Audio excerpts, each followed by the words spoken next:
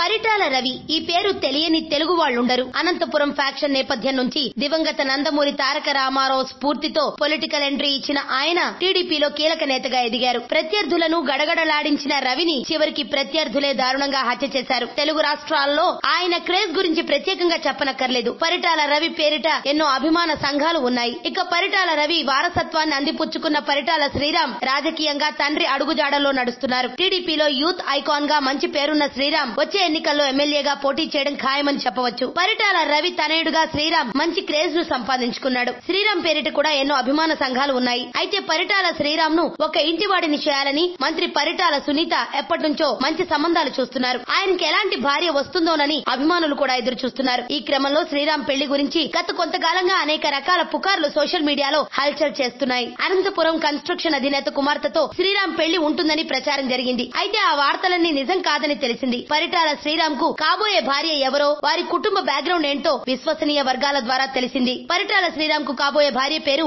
Alam జ్ఞానిక.